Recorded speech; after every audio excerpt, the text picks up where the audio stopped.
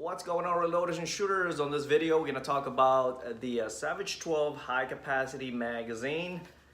This is the conventional 5-round magazine here, Savage 12, and this is the 20 plus high capacity magazine with the Pmag attached right on the bottom. Okay, so as you guys know, my channel has already been demonetized, so I'm not making any money out of this when I make this video. And I'm gonna apologize ahead of time because we'll post small videos at a time. I don't have the time to edit and put this thing together to make it, you know, a lot bearable to watch.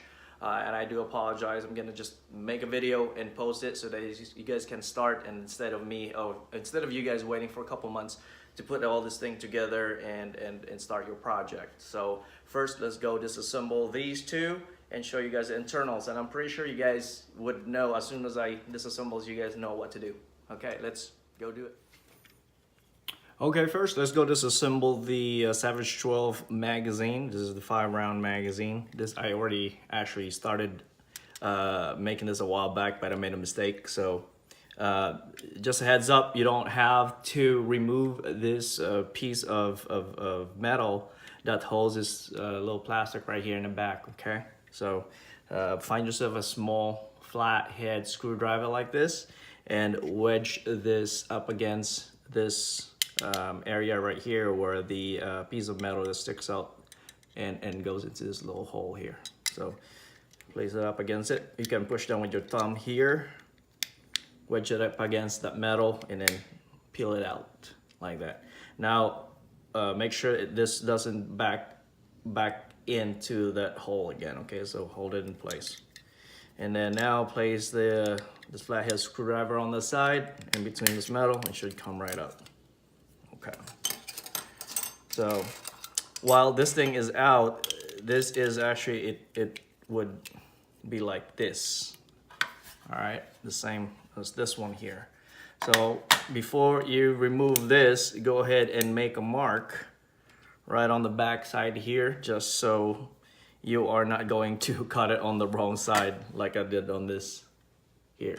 Okay, so it would show like that. Just put a little mark that goes like that, because you're gonna cut this anyway. Just put a little mark, that box right there.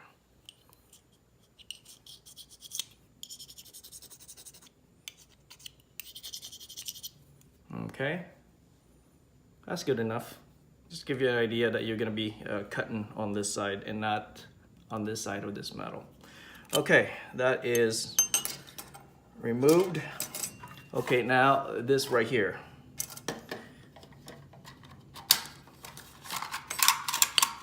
And I haven't modified or cut any of the spring on this. This is intact.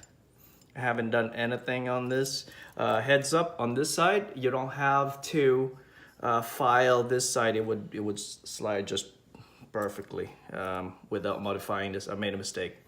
So because I was playing it by ear and just kind of, you know, try and error. So that's that. That's all it is. This brass right here was I filed this brass so that when you are putting the round on top of it, it would not snag onto this corner here. Okay, and I drilled a hole on this brass at about, let's say 12 o'clock and 3 o'clock, and then so you can place the string right on that. Don't make it too tight so that it would move around. Okay, it needs to move around to prevent it from jamming.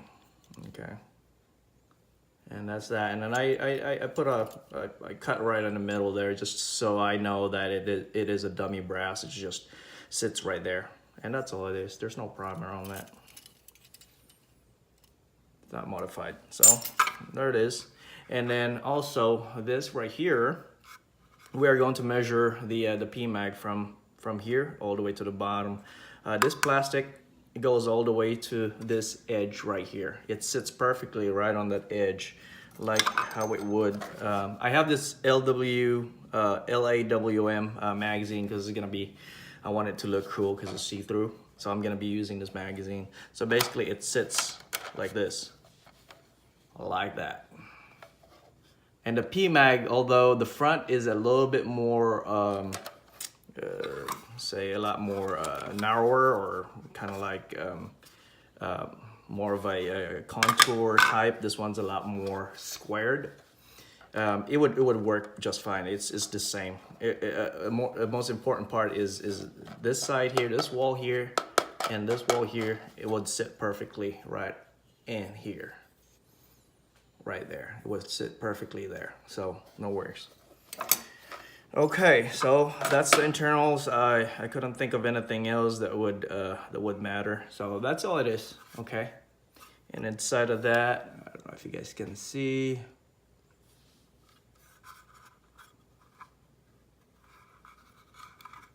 Okay, and the hardest part is cutting this metal right here. So get a good blade and get a good Dremel, and make sure you have wearing your PPE as well. Okay, very important, because small pieces of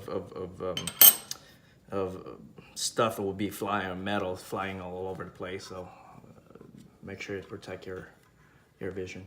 So there it is. That's all there is to it.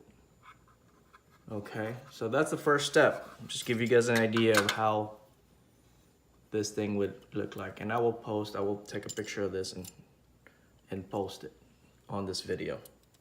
All right, so after this, we'll go to our first step, which is cutting or measuring, measuring the magazine and cutting. Stand by.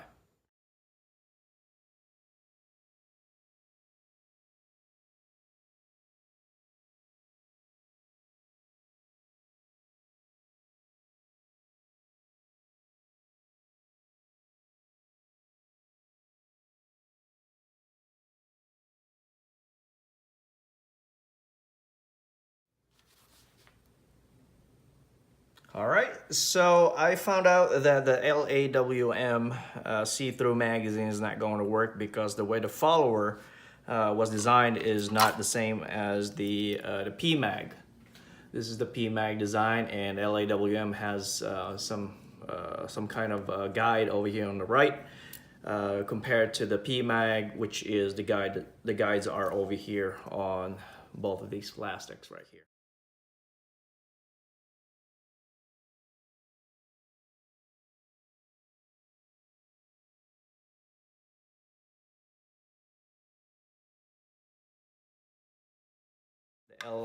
LAWM follower would only go about a third of the way, compared to this one here that would go almost 2/3 of the way.